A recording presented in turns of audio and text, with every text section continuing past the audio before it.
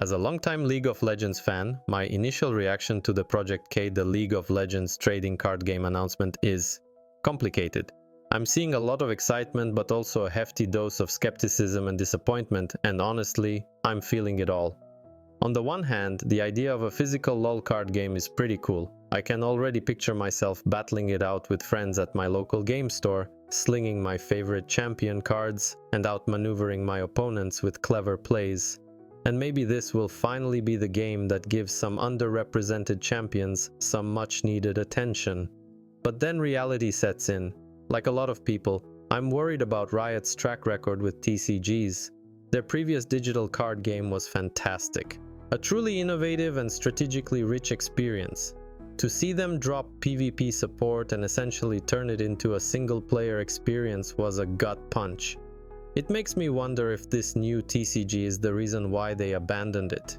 Was it all just a cash grab to avoid giving away free digital cards?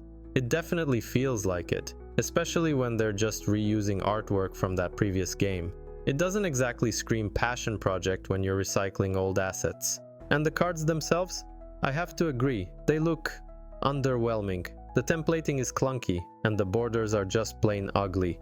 They remind me more of basic playing cards than a premium TCG, and using in-game splash art feels lazy and uninspired. Where are the special illustrations? The full arts that many players were hoping for? And what about premium versions like foils? If I'm going to invest in a physical card game, I want it to feel special, not like a cheap imitation of other successful TCGs. I'm also concerned about the gameplay itself. There's a valid point to be made about the potential for long wait times between turns, especially in a multiplayer setting. And while some people are excited about the social aspect of playing in person, I'm hoping for a game with real strategic depth. Not just a rehash of the video game mechanics.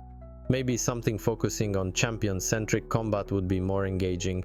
Ultimately, I'm cautiously optimistic but also deeply skeptical.